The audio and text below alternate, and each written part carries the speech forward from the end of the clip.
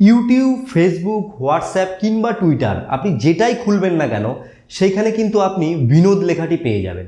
তো বর্তমানে একটি ট্রেন্ডিং কমেন্ট নেম হচ্ছে গিয়ে বিনোদ। তো আপনারা প্রত্যেকেই বিনোদ নামটা কিন্তু শুনেছেন।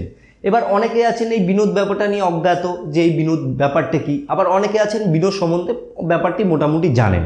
আর যারা জানেন না তাদেরকে ছোট্ট করে ব্যাপারটা আজকে আমি বুঝিয়ে বলবো যে অ্যাকচুয়ালি বিনোদ ব্যাপারটি কোথার থেকে এসেছে এবং অ্যাকচুয়ালি কেসটা কী। তো দেখুন, সোশ্যাল মিডিয়ায় কোনো না কোনো জিনিস কিন্তু কখনো কখনো ট্রেন্ডিংয়ে চলে, তো তারই একটি অংশ হচ্ছে বিনোদ। তো এই ট্রেন্ডিংটা শুরু হয়েছে কোথা থেকে? তো ইউটিউবে একটি চ্যানেল আছে যার নাম হচ্ছে সেলি পয়েন্ট নামে। তো তাদের প্রায় 2 মিলিয়নের ওপর সাবস্ক্রাইব রয়েছে। তো 2 মিলিয়ন সাবস্ক্রাইব মানে আপনারা বুঝতেই পারছেন তাদের কিন্তু একটা বিশাল স্ট্রং অডিয়েন্স বেস রয়েছে। তো রিসেন্টলি প্রায় 3 সপ্তাহ আগে ওরা একটা ভিডিও তৈরি করেছিল ইউটিউবের ফানি কমেন্ট নিয়ে। তো অনেকে যারা ফানি কমেন্ট করে সেগুলোকে নিয়ে, তো সেখানেই একটা কমেন্ট ভেসে উঠেছিল যেটার নাম হচ্ছে কি বিনোদ। তো সেই কমেন্টটি করেছিল বিনোদ থারু নামে একজন। তো তারা সেটাকে ফানি ওয়েতে তাদের ভিডিওতে প্রেজেন্টেশন করে। তো তারা যখন এটাকে প্রেজেন্ট করে তখন তাদের যেসব ভিউয়ার্স রয়েছে সেলি পয়েন্টের, তারা সেটাকে দেখে এবং তারাও কি করে যে তাদের যে সাবস্ক্রাইবার বেস রয়েছে তারাও সেই ভিডিওতে বিনোদ লিখে লিখে কমেন্ট করে এবং আদার্স যেসব ভিডিও রয়েছে সেখানে গিয়েও বিনোদ লেখা শুরু করে।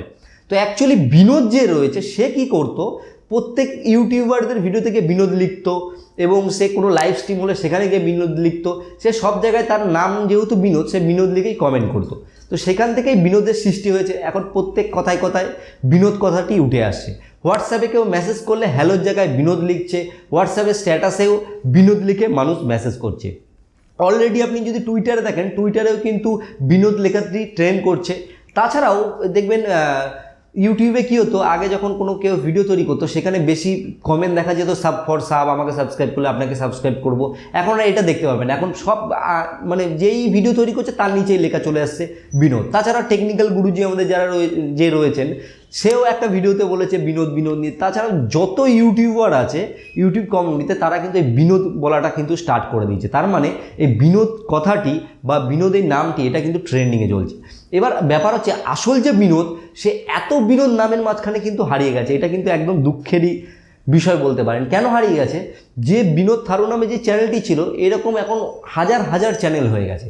তো ইউটিউব বা সোশ্যাল মিডিয়া প্ল্যাটফর্ম এরকমই, এখন সবাই চেষ্টা করছে যদি আমার কাছে অডিয়েন্স বেস চলে আসে এই বিনোদ থারুর নাম করে। তো এরকম কিছু হবে না, কারণ হচ্ছে এই সব কিছুর ভিড়ে আসল বিনোদ কিন্তু হারিয়ে গেছে। তো আশা করি বিনোদ ব্যাপারটা মোটামুটি আপনারা বুঝতে পেরেছেন। অলরেডি অনেকে বিনোদ রিলেটেড ভিডিও বানিয়েও ফেলেছে, আমি লেটে বানালাম কারণ আমারও বিনোদ হয়ে গেছিলো, তার জন্য আমিও বিনোদ নিয়ে ভিডিও করতে আমার দেরি হয়ে গেল।